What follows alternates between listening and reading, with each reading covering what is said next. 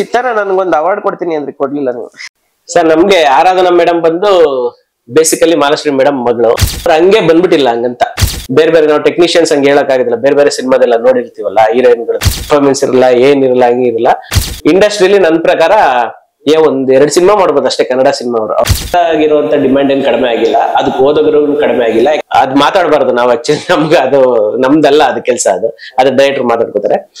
ಚಿತ್ತಾರ ಮ್ಯಾಗಝಿನ್ ನಾವು ತುಂಬಾ ವರ್ಷದಿಂದ ಓದ್ಕೊಂಡು ಬಂದಿರುವಂತದ್ದು. ನಮ್ಗೊಂಥರ ಇದು ಟಿವಿ ತರ ಆಕ್ಚುಲಿ. ಯಾಕೆಂದ್ರೆ ಕಲರ್ಫುಲ್ ಆಗಿರುತ್ತೆ, ಅಷ್ಟು ನೀಟಾಗಿ ಕ್ವಾಲಿಟಿ ಮೇಂಟೈನ್ ಮಾಡಿರ್ತಾರೆ.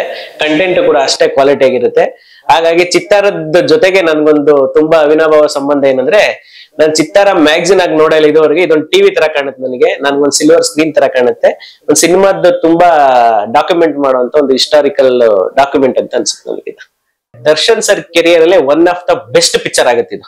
ಅದು ನಿಮ್ಗೆ ಅವರು ಬಾಕ್ಸ್ ಆಫೀಸ್ ಸುಲ್ತಾನ್ ಅದ್ರಲ್ಲಿ ಇರ್ಬೋದು, ಅವ್ರ ಪರ್ಫಾರ್ಮೆನ್ಸ್ ಅಲ್ಲಿ ಇರ್ಬೋದು. ಹರಿ ಸರ್ ಹೇಳಿದ್ರು ಮೊನ್ನೆ, ನಾವು ಶೂಟಿಂಗ್ ಮಾಡೋ ಟೈಮ್ ಇಂದಲೂ ಎಡಿಟಿಂಗ್ ಟೈಮ್ ಅಲ್ಲೂ ಮಾತಾಡ್ಕೊಂಡಿದ್ವಿ, ದರ್ಶನ್ ಸರ್ ಪಕ್ಕ ಇದ್ರಲ್ಲಿ ನ್ಯಾಷನಲ್ ಅವಾರ್ಡ್ ಹೊಡೆದೇ ಹೊಡಿತಾರೆ ಅನ್ನೋದು ನಮ್ಗಂತೂ ಫಿಕ್ಸ್. ಅವ್ರ ಪರ್ಫಾರ್ಮೆನ್ಸ್ ಇರ್ಬೋದು, ಅದಿರ್ಬೋದು, ಆ ಡೈಲಾಗ್ದು ಸ್ಲ್ಯಾಂಗ್ ಇರ್ಬೋದು, ಸಿನಿಮಾದಲ್ಲಿ ಟೋಟಲ್ ಸಿನಿಮಾಗೆ ನ್ಯಾಷನಲ್ ಅವಾರ್ಡ್ ಬರುತ್ತೆ ಅನ್ನೋದು ನಂದ್ರೆ. ಯಾಕಂದ್ರೆ ಅಷ್ಟು ಡೀಟೇಲಿಂಗ್ ವರ್ಕ್ ಇರ್ಬೋದು, ಆ ತರದೆಲ್ಲ ಮಾಡಿರೋದ್ರಿಂದ ಒಂದು ನಿಮ್ಗೆ ಕ್ವಾಲಿಟಿ ವೈಸ್ ಅಲ್ಲಿ ತಗೊಂಡ್ರು ಇದೆಲ್ಲ ಸಿಗುತ್ತೆ.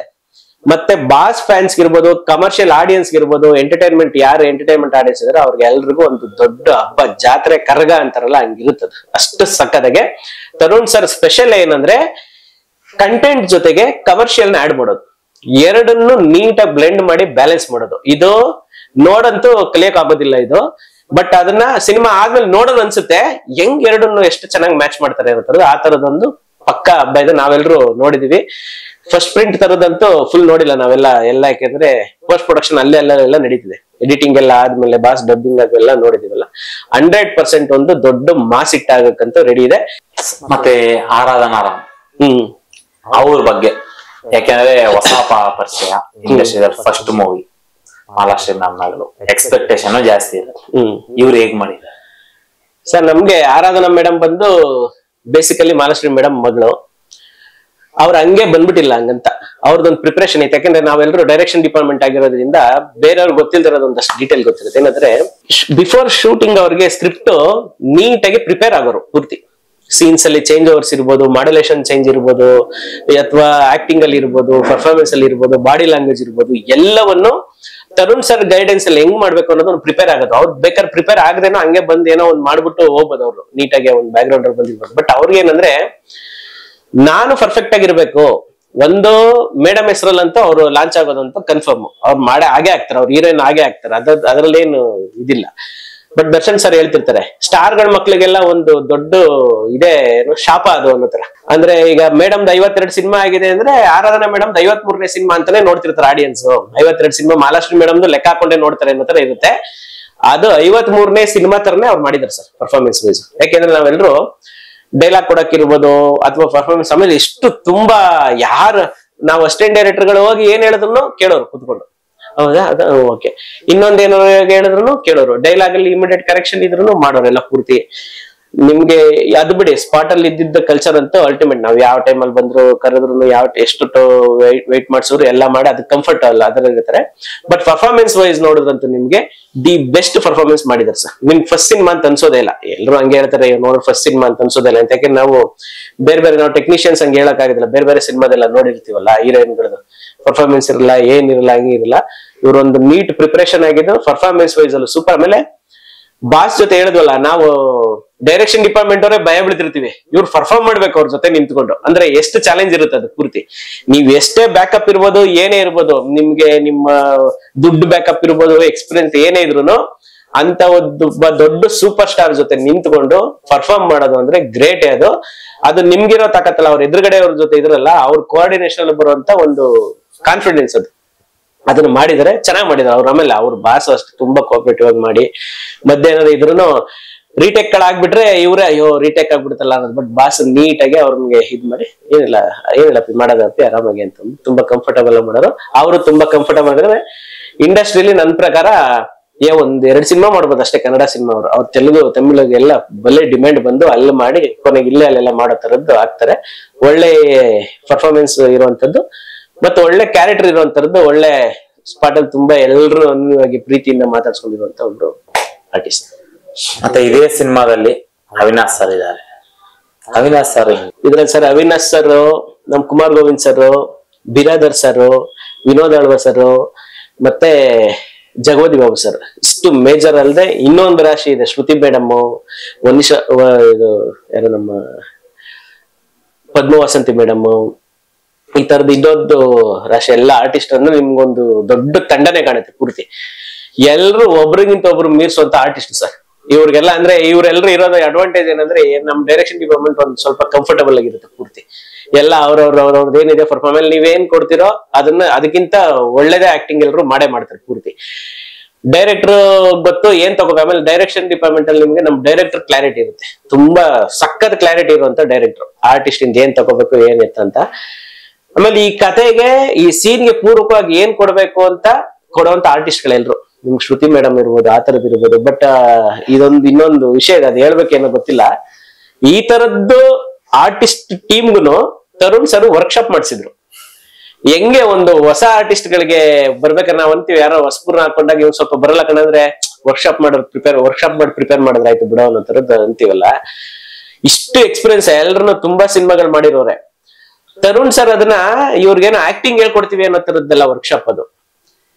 ಅಂದ್ರೆ ನಾನು ಮಾಡ್ತಿರೋ ಸಿನಿಮಾ ಜಾನರ್ ಏನೋ, ಸಿನಿಮಾದಲ್ಲಿ ಹೆಂಗೆ ಕ್ಯಾರೆಕ್ಟರ್ಗಳು ಹೆಂಗಿರುತ್ತೆ ಅಂದ್ರೆ ರೆಗ್ಯುಲಾರಿಟಿ ಇಲ್ಲ ಸಿನಿಮಾದಲ್ಲಿ. ಇದು ಒಂದು ಕಮರ್ಷಿಯಲ್ ಸಿನಿಮಾನೋ ಅಥವಾ ಒಂದು ತುಂಬಾ ಆರ್ಟ್ ಪಿಕ್ಚರ್ ತರನೋ ಇಲ್ಲ. ಇದು ಮಧ್ಯದಲ್ಲಿ ಏನೋ ಬೇರೆ ಮಾಡ್ತಿದೀವಿ ಅನ್ನೋ ತರದನ್ನ ಫೀಡ್ ಮಾಡೋದು ಅಷ್ಟೇ. ಅದು ಅವತ್ತಿನ ವರ್ಕ್ಶಾಪ್ ಅಲ್ಲಿ ಆಗಿದ್ದು. ಕರೆದ್ಬಿಟ್ಟು ನಿಮ್ಗೆ ಆಕ್ಟಿಂಗ್ ಹಿಂಗ್ ಮಾಡಿದ್ರಿ ಹಿಂಗ್ ನಡ್ರಿ ಅದೆಲ್ಲ ಏನ್ ಆ ತರದೆಲ್ಲ ಒಂಚೂರು ಏನಿಲ್ಲ. ಯಾಕಂದ್ರೆ ಅವರು ಅದ್ಭುತವಾಗಿ ನೀವು ಕೊಟ್ರೆ ಅವರೇ ಹತ್ತು ಕೊಡ್ತಾರೆ ಆಪ್ಷನ್. ಆ ತರದ ಆರ್ಟಿಸ್ಟ್ ಗಳೆಲ್ಲರೂ ಇದ್ದಿದ್ದು.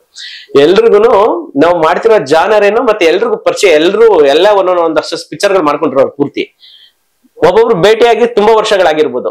ಆ ತರದೊಂದು ಎಲ್ರು ಕೂಡ್ಕೊಂಡು ಎಲ್ರು ಒಬ್ರಿಗೊಬ್ರು ಪರಿಚಯ ಆಗದೆ. ನಾನು ಈ ಸಿನಿಮಾದಲ್ಲಿ ಆಕ್ಟ್ ಮಾಡಿದ್ದೀನಿ, ನಾನು ಹೌದು ಇದೆ ಅನ್ನೋ ತರದ ಮೊದ್ಲೇ ಫ್ಲೋರ್ ಹೋಗಕ್ಕೂ ಮುಂಚೆ ಇವ್ರಿಗೊಂದು ಪರಿಚಯ ಇದ್ರೆ ಚೆನ್ನಾಗಿರುತ್ತೆ ಅನ್ನೋದು ಐಡಿಯಾನು ಏನೋ ಗೊತ್ತಿಲ್ಲ ನನ್ಗೆ ಅದ್ರದ್ದಿಲ್ಲ. ಬಟ್ ಆ ತರದೊಂದು ವರ್ಕ್ಶಾಪ್ ಮಾಡಿದ್ರು ಸರ್ ಎಲ್ರು. ನಮಗೂ ಬಿಫೋರೇ ನಮ್ ಡೈರೆಕ್ಷನ್ ಡಿಪಾರ್ಟ್ಮೆಂಟ್ ಯಾರ್ಯಾರು ಅಂತ ಎಲ್ಲ ಹೊಸಬ್ರೆಲ್ಲ ಬಂದಿರ್ತಾರೆ ಡೈರೆಕ್ಷನ್ ಡಿಪಾರ್ಟ್ಮೆಂಟ್ಗೆ. ಅವ್ರ ಜೊತೆ ವರ್ಕೇ ಮಾಡಿರೋದಿಲ್ಲ ನಾವ್ ಎಷ್ಟೋ ಆರ್ಟಿಸ್ಟ್ಗಳು. ಒಬ್ರಿಗೊಬ್ರಿಗೂ ಪರಿಚಯ ಆಗಿತ್ತು. ಫ್ಲೋರ್ ಹೋಗ್ಬೇಕಾದ್ರೇನೆ ಒಂದಷ್ಟು ಕ್ಲಾರಿಟಿ ಇದ್ಬಿಡುತ್ತೆ. ಅಂದ್ರೆ ಡೈರೆಕ್ಟರ್ಗೆ ಏನ್ ಕ್ಲಾರಿಟಿ ಇರುತ್ತೋ ಆರ್ಟಿಸ್ಟ್ಗೂ ಅಷ್ಟೇ ಕ್ಲಾರಿಟಿ ಬಂದ್ಬಿಟ್ಟಿರುತ್ತೆ. ಅದು ಇವ್ರದೊಂದು ಸ್ಟ್ರೆಂತ್. ಅದು ತರುಣ್ ಸರ್ದು ಕ್ಲಾರಿಟಿ ಕೊಟ್ಬಿಡ್ಬೇಕು. ಅವ್ರ ಪ್ರಿಪರೇಷನ್ ಅವ್ರದ್ದು ಏನ್ ಬೇಕೋ ಅದೆಲ್ಲ ಮಾಡ್ಕೋತಾರೆ. ನಮಗೂ ಅಷ್ಟೇ ಫಸ್ಟ್ ಕ್ಲಾರಿಟಿ ಕೊಟ್ಬಿಟ್ರೆ ನಮ್ಗೆ ಪ್ರಿಪರೇಷನ್ ಟೈಮ್ ಅಂತ ಇರುತ್ತೆ ಅದನ್ನ ಮಾಡೋದು ಅನ್ನೋ ತರದ್ದು. ಸರ್ ಮತ್ತೆ ಇದೇ ಇದರಲ್ಲಿ ರವಿಚೇತನ್ ಸರ್ ಮಾರ ಅಂತ ಗೆಟ್ ಅಪ್ ನೋಡಿದ್ವಿ. ಪಾಪ ನಮ್ಗೆಲ್ಲ ಸಾಫ್ಟ್ ಪೊಲೀಸ್ ಇದ್ದವನ್ನ ಫುಲ್ ರಗಡ್ ಮಾಡ್ಬಿಟ್ಟು ರಗಡ್ ಲುಕ್ ಮಾಡಿ ಅವ್ರನ್ನೊಂಥರ ವಿಚಿತ್ರ ಮಾಡಿದ್ದಾರೆ. ಇವ್ರ ಬಗ್ಗೆ ಏನಿಲ್ಲ ಸರ್. ಏನಿಲ್ಲ, ಇದು ರವಿಚೇತನ್ ಸರ್ದು ಲುಕ್ ಏನಿದೆಯೋ ಇಡೀ ಸಿನಿಮಾದ ಎಲ್ಲಾ ಲುಕ್ಗಳಿಗೂ ಆ ತರದೊಂದು ಹೋಮ್ ವರ್ಕ್ ನಡೀತಿದೆ ಪೂರ್ತಿ. ರವಿಚೇತನ್ ಸರ್ದು ಬಂದು ನೋಡೋದು ಗೊತ್ತಾಗುತ್ತೆ ನೆಗೆಟಿವ್ ಶೇಡ್ ಕ್ಯಾರೆಕ್ಟರ್. ಅದಲ್ಲದೆ ನಿಮ್ಗೆ ಕಾಸ್ಟ್ಯೂಮ್ ಇಂದ ಹಿಡಿದು ಗೆಟಪ್ ಇಂದ ಹಿಡಿದು ನೀವು ಪರ್ಟಿಕ್ಯುಲರ್ ರವಿಚೇತನ್ ಸರ್ದು ಕೇಳೋದಕ್ಕೆ ಹೇಳ್ತಾ ಇದೀವಿ. ಹೇರ್ ಸ್ಟೈಲ್ಗೆ ಎಷ್ಟು ತಲೆ ಕೆಡ್ಸ್ಕೊಂಡ್ ಮಾಡ್ಸಿದ್ರು ಡೈರೆಕ್ಟರ್ ಅಂದ್ರೆ ಈ ತರದೊಂದು ಆ ತರದೊಂದು 3-4 ಇದಕ್ ಫ್ರೀಸ್ ಇದು. ಆಮೇಲೆ ಅವ್ರ ಫೋಟೋದಲ್ಲಿ ಇದ್ರೆ ಎದುರುಗಡೆನೆ ಕರ್ಸಿ ಆಫೀಸಲ್ಲೇ ಕೂರ್ಸಿ ಒಂದ್ಸಲ ಮಾಡ್ಸಿ ಹಲ್ಲುಗಳಿಗೆಲ್ಲ ಕಲರ್ ಹಾಕಿ ಅದು ಅವ್ನ್ ರೆಗ್ಯುಲರ್ ಆಗಿ ಇದೇನೋ ತಿಂತಾ ಇರ್ತಾನೆ. ಅವ್ರು ತಿಂದ್ರೆ ಹಲ್ಲು ಹೆಂಗಿರುತ್ತೆ ಅದ ಹೆಂಗಿರುತ್ತೆ. ಆಮೇಲೆ ಅದ್ರಲ್ಲಿ ನಮ್ DOP ಸಖತ್ ಸ್ಪೆಸಿಫಿಕ್ ಅಲ್ಲಿ ಎಷ್ಟು ಕಲರ್ ಇರ್ಬೇಕು ಅದು ಅಂತ. ಅದು ಡಾರ್ಕ್ ಆದ್ರೂ ಗೊತ್ತಾಯ್ತಿತ್ತು, ಲೈಟ್ ಆದ್ರೂ ಗೊತ್ತಾಯ್ತಿತ್ತು ಅವ್ರಿಗೆ. ನೆನ್ನೆ ಇದ್ದಂಗಿಲ್ವಲ್ಲ. ಆಮೇಲೆ ನಾವು ಸಿನಿಮಾ ಅಂದ್ರೆ ನಿಮ್ಗೆ ಗೊತ್ತು 1 ವರ್ಷ ಹಿಂಗೆಲ್ಲ ಮಾಡ್ತಿರ್ತೀವಿ. ಲಾಸ್ಟ್ ಸೀನ್ ಅಲ್ಲಿ 2 months ಬ್ಯಾಕ್ ಏನ್ ಕಲರ್ ಹಾಕಿದ್ರು ಹಂಗೆ ನೆನ್ಪಿಟ್ಕೊಂಡಿರ್ತಾರೆ ಅದನ್ನ. 2 ತಿಂಗಳಾದ್ಮೇಲೆ ಆ ಕಲರ್ ಇರ್ಬೇಕದ. ನಾವೇನ್ ಗೊತ್ತಾಗತ್ತೆ ಮಾಡ್ಬಿಟ್ರಂಗ ಆಗಲ್ಲ ಅವ್ರ ಹತ್ರ. ಅದ್ ನೀಟಾಗಿ ಅದೇ ಕಲರ್ ಮಾಡಿಸ್ಬೇಕು. ಅಷ್ಟು ನೀಟಾಗಿ ಶಾರ್ಪ್ DOP ಸರ್ ಇರ್ಬೋದು, ನಮ್ಮ ತರುಣ್ ಸರ್ ಇರ್ಬೋದು. ಆ ತರದ್ ಅವ್ರಿಗೆ ಟಪ್ಗೂ ಅಷ್ಟೇ. ಆಮೇಲೆ ಅವರು ಪ್ರಿಪರೇಷನ್ ಸಖತ್ ಇತ್ತು. ಆಮೇಲೆ ಅವ್ರನ್ನ ಡೈರೆಕ್ಟರ್ ಸರ್ನು ಪ್ರಿಪೇರ್ ಮಾಡೋದಕ್ಕೆಲ್ಲ ವರ್ಕ್ಶಾಪ್ ತರನೇ ಮಾಡ್ಸಿದ್ರು ಅವ್ರಿಗೆಲ್ಲ. ಅಂದ್ರೆ ನಿಮ್ಗೆ ಓಲ್ಡ್ ಮೈಸೂರು ಬ್ಯಾಕ್ ಗ್ರೌಂಡ್ ಅಲ್ಲಿ ನಡೆಯುವಂತದ್ ಕತೆ ಸ್ಲ್ಯಾಂಗ್ ಎಲ್ಲ ಪೂರ್ತಿ ಆಗಿರೋದ್ರಿಂದ ಅದು ಭಾಷೆ ಇರ್ಬೋದು, ಆಟಿಟ್ಯೂಡ್ ಇರ್ಬೋದು, ಆಗಿನ ಅವ್ರದ್ದೊಂದು ಗತ್ತಿರುತ್ತೆ. ಆಮೇಲೆ ನಮ್ ಸಿನಿಮಾ ಅಂದ ತಕ್ಷಣ 70s ಅಂದ್ರೆ ವಸ್ತುಗಳು ಚೇಂಜ್ ಮಾಡ್ಬಿಟ್ರೆ ಆಗಲ್ಲ, ವ್ಯಕ್ತಿಗಳು ಚೇಂಜ್ ಆಗ್ಬೇಕು.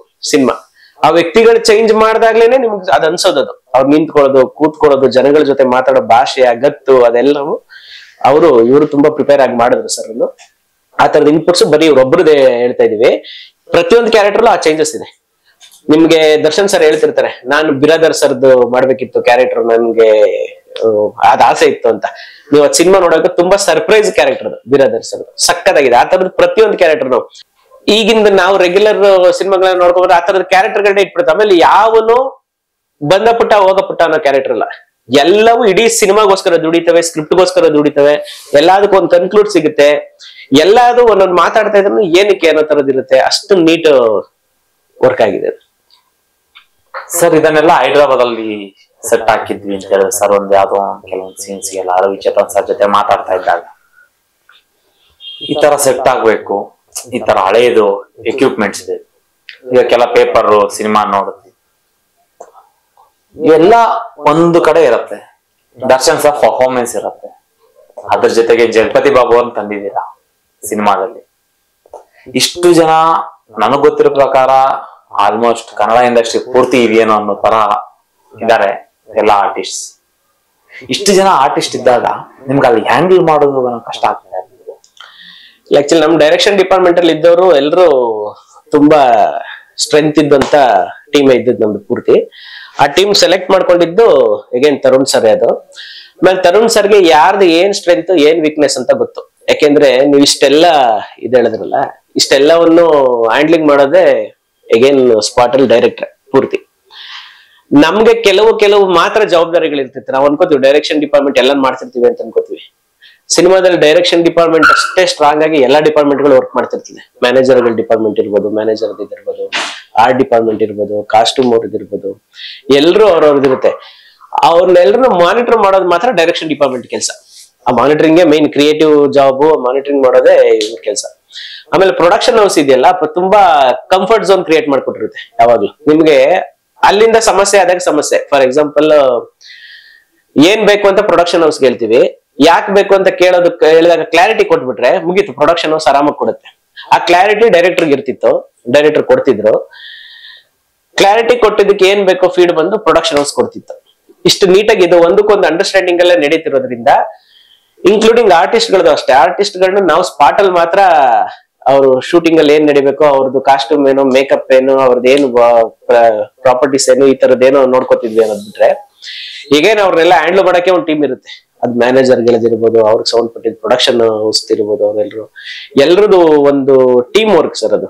ಅದೇ ಯಾರು ನಾವೇ ಎಲ್ಲ ಮಾಡಿದ್ರೆ ಅನ್ನೋಕ್ಕೆಲ್ಲ, ಈ ತರದೊಂದು ದೊಡ್ಡದು ಆಗ್ಬೇಕು ಅಂತಂದ್ರೆ ಈ ತರದೊಂದು ಎಲ್ರದ್ದು ಒಂದು ಸಪೋರ್ಟ್ ಇದ್ರೇನೆ ಅದಾಗುತ್ತೆ ಸರ್. ಇಷ್ಟೊತ್ತು ನಮ್ಗೆ ಸಮಯ ಕೊಟ್ಟಿದ್ದೀರಾ. ನೀವೇನಾದ್ರೂ ಹೇಳ್ಕೋಬೇಕು, ಇದು ಬಿಟ್ಟೋಗಿದೆ ಅನ್ನುವಂಥದ್ದು ನಮ್ಮ ಚಿತ್ತಾರ ಜೊತೆಗೆ ಮತ್ತು ನಂದು ಹೇಳ್ಕೋಬೇಕು ಅನ್ನೋ ತರದ್ ಏನಂದ್ರೆ, first of all Kaatera cinema ಬಗ್ಗೆ ಮಾತಾಡಿದೀನಿ ನಾನು. ಕಾಟೇರ ಸಿನಿಮಾ ಬಗ್ಗೆ ಇಷ್ಟು ಮಾತಾಡಿರೋದು ಎಲ್ಲ ಡೈರೆಕ್ಟರ್ ಮಾತಾಡ್ಬೇಕಾಗಿದೆ. ಎಲ್ಲ ಡೈರೆಕ್ಟರ್ ಪ್ರಶ್ನೆಗಳು ನೀವು ಕೇಳಿರೋದು. ಆದ್ರೂ ನಾವು ಆ ಟೀಮ್ ಅಲ್ಲಿ ವರ್ಕ್ ಮಾಡಿರೋದ್ರಿಂದ ನನ್ಗೆ ಎಷ್ಟು ಸಾಧ್ಯವೋ ಅಷ್ಟು ಹೇಳಿದೀನಿ.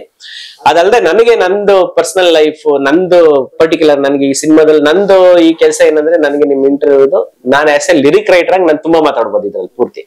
ಡೈರೆಕ್ಷನ್ ಡಿಪಾರ್ಟ್ಮೆಂಟ್ ಅಲ್ಲೂ ನಮ್ಗೆ ಡೈರೆಕ್ಟರ್ ಅಷ್ಟೇ ಎಲ್ಲ ಸ್ಕ್ರಿಪ್ಟ್ ನೋಡಿರ್ತೀವಿ, ಎಲ್ಲ ಮಾಡಿರ್ತೀವಿ, ಮಾತಾಡ್ಬೋದು. ಬಟ್ ಅದು ಡೈರೆಕ್ಟ್ರೇ ಮಾತಾಡ್ಬೇಕು. ನಮ್ಗೆ ಅದು ಏನದ ಅದ್ ಮಾತಾಡ್ಬಾರ್ದು ನಾವು. ಆಕ್ಚುಲಿ ನಮ್ಗೆ ಅದು ನಮ್ದಲ್ಲ ಅದು ಕೆಲಸ, ಅದು ಡೈರೆಕ್ಟರ್ ಮಾತಾಡ್ಕೋತಾರೆ.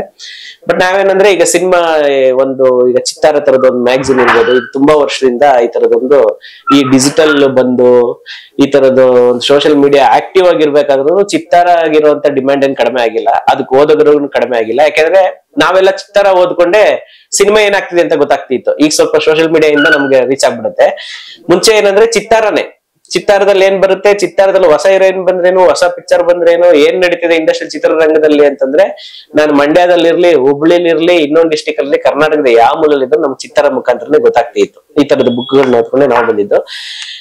ಈಗ ನಾವೆಲ್ರು ನಮ್ಗೆ ಅನ್ಸೋದು, ನಾವೆಲ್ಲ ಬಂದಾಗ ಹೆಂಗ್ ನಡೀತೆ ಇಂಟ್ರೋಗಳೆಲ್ಲ, ಹೆಂಗ್ ನಡೀತೆ ಆರ್ಟಿಕಲ್ ಗಳೆಲ್ಲ ಹೆಂಗ್ ಬರುತ್ತಿದ್ದೋ ಅನ್ನೋ ತರದ್ದು. ಹೆಂಗ್ ಬರುತ್ತೆ, ಹೆಂಗಾಗತ್ತೆ ಅಂದ್ರೆ, ಚಿತ್ತಾರ ಪ್ರತಿದಿನ ಪ್ರತಿ ಕ್ಷಣ ಹುಡುಕಾಟದಲ್ಲಿ ಇರುತ್ತೆ ಅನ್ನೋದು ನನಗೆ ಅನಿಸ್ತಾ ಇರೋದು. ಅಂದ್ರೆ ಇಂಡಸ್ಟ್ರಿಯಲ್ಲಿ ಏನ್ ನಡೀತಿದೆ ಆಕ್ಟಿವ್ ಆಗಿ ನಡೀತಾ ಇರ್ಬೇಕಾದ್ರೆ ಯಾರು ಅದನ್ನ ಆಕ್ಟಿವ್ ಆಗಿ ಅದ್ರಲ್ಲಿ ಪಾರ್ಟಿಸಿಪೇಟ್ ಮಾಡ್ತಿರೋದು ಅನ್ನೋದನ್ನ ನೋಡಿ ಎಕ್ಕಿ ತೆಗೆಯಕ್ಕೆ. ನಾನು ಬರೋಕ್ಕೂ ಬಿಫೋರ್ ನಮ್ ಸ್ನೇಹಿತರು ಒಬ್ಬರದ್ದು ಇಂಟರ್ವ್ಯೂ ನಡೀತು. ಅವರು ನಾವೆಲ್ಲ ಒಂದೇ ಸಲ ಇಂಡಸ್ಟ್ರಿಗೆ ಬಂದವರು, ಒಂದೇ ಸಲ ಎಕ್ಸ್ಪ್ಲೋರ್ ಸಿಗ್ತಾರದು ನನಗೆ, ನಮಗೂ ಅವ್ರಿಗೆಲ್ಲ. ಆಸ್ ಎ ಲಿರಿಕ್ ರೈಟರ್ ಆಗೋ ಅವರು ಚೆನ್ನಾಗಿ ಆಗ್ತಾರೆ. ಅವರು ಬೇಸಿಕಲಿ ಡೈರೆಕ್ಟರ್, ನಮ್ ಕಿನ್ನಳವರು ಒಟ್ಟಿಗೆ ಇದ್ ಮಾಡ್ತಾ ಇರೋದ್ರೆ ಏನಂದ್ರೆ, ನೀವು ಇಂಡಸ್ಟ್ರಿಯಲ್ಲಿ ಏನು ನಡೀತಿದೆ ಆಕ್ಟಿವ್ ಆಗಿ ಅನ್ನೋರನ್ನ ಹುಡುಕ್ತೀರಾ, ಕರೆಕ್ಟ್ ಆಗಿರೋರ್ನ, ಪರ್ಫೆಕ್ಟ್ ಆಗಿರೋರು ಕಾಂಟ್ಯಾಕ್ಟ್ ಮಾಡ್ತೀರಾ, ಅವ್ರು ರೆಸ್ಪೆಕ್ಟ್ಫುಲ್ ಆಗಿ ಕರ್ಸಿ ಅದ್ ಮಾತಾಡಿ ಹಿಂಗ್ ಬರೋದ್ರಿಂದ ನನಗೀಗ ನಾನು ಓದಿರೋ ಚಿತ್ತಾರ ಇಂಟರ್ವ್ಯೂಗಳೆಲ್ಲ ನೆನಪಾಗ್ತಿದೆ. ನಮ್ ತರನೇ ಕಷ್ಟಪಟ್ಟವ್ರು ಎಲ್ರು ಇಂಟರ್ವ್ಯೂಗಳು ಅದು ಚಿತ್ತಾರದವ್ರು ಹುಡುಕಿ ಇತ್ತವ್ರನ್ನ ಎಲ್ರು ಹುಡುಕಿ ಎತ್ತಿ ಮಾಡಿದಾರಲ್ಲ ಅನ್ನೋ ತರ ನನಗೆ ಆ ತರದೊಂದು ನನಗೆ ಚಿತ್ತಾರ ಮೇಲೆ ನಾನ್ ಚಿತ್ತಾರ ಓದುಗರ ಆಗಿ ಮತ್ತೆ ಚಿತ್ತಾರ ಈ ಹಂತದಲ್ಲೂ ಅಷ್ಟು ಅದು ಡಿಮ್ಯಾಂಡ್ ಉಳಿಸ್ಕೊಳ್ಳೋದಕ್ಕೆ ಕಾರಣನೇ ಅದ್ರದ್ದು ತುಂಬಾ ನೈಜ ಇದು ಅಂತ ಅನ್ಸುತ್ತೆ. ಯಾವುದೇ ರೀತಿ ಬೇರೆ ಮಾನದಂಡಗಳಿಲ್ದೆ ಏನಿಲ್ದೆ ಈ ತರದ ಒಂದು ಒರಿಜಿನಾಲಿಟಿ ಕಾಪಾಡ್ಕೊಂಡು ಈ ತರದವ್ರಿಗೆ ನನ್ಗೆ ಸಂಬಂಧನೇ ಇಲ್ದೇ ಚಿತ್ತಾರಕ್ಕೆ ನಾನೇನು ಡೊನೇಟರ್ ಅಲ್ಲ, ಚಿತ್ತಾರಕ್ಕೆ ಇದಲ್ಲ ನಾನು. ಆದ್ರೂ ಚಿತ್ತಾರ ಈ ತರದೊಂದು ಎಲ್ಲೋ ಒಂದು ನಡೀತಿದೆ ಒಂದು ಕಲಾವಿದರದ್ದು ಏನು ಅಂದ್ರೆ ಅವ್ರ ಹುಡುಕಿ ಕರ್ಕೊಂಡ್ ಮಾಡ್ಸಿರ್ತಾರ ನನಗೆ ಖುಷಿ ಇದೆ. ಆಮೇಲೆ ಈ ತರದ ಒಂದು ಜರ್ನಲಿಸಂ ಇದೆಯಲ್ಲ, ಇದು ಸಿನಿಮಾ ಜರ್ನಲಿಸಂ, ಇದು ತುಂಬಾ ಖುಷಿ ಕೊಡುವಂಥದ್ದು ಈ ವಿಚಾರ. ಆಮೇಲೆ ಇದು ತುಂಬಾ ವರ್ಷ ಸಸ್ಟೈನ್ ಆಗುತ್ತೆ. ಇದು ಇನ್ನು ನನ್ಗೆ ಈ ತರದ್ ಇನ್ಮೇಲೆ ಜಾಸ್ತಿ ಆಗುತ್ತೆ. ಇದು ಕರಪ್ಟ್ ಆಗಿರೋದು ಒಂದೆಲ್ಲ ಒಂದು ಸ್ಟ್ರೀಮ್ ಹೋಗಿ ಬಂದ್ಬಿಡುತ್ತೆ ಎಲ್ಲ ಪೂರ್ತಿ. ಇನ್ನು ಈ ತರದ್ದು ತುಂಬಾ ಟ್ರಾನ್ಸ್ಪರೆಂಟ್ ಆಗಿರೋದು ಚೆನ್ನಾಗಿರೋ ಸಕ್ಸಸ್ ಆಗುತ್ತೆ ಅಂತ ಅನ್ಸುತ್ತೆ ನನ್ಗೆ. ನಿರಂತರತೆ. Thank you sir, thank you so much. Thank you sir.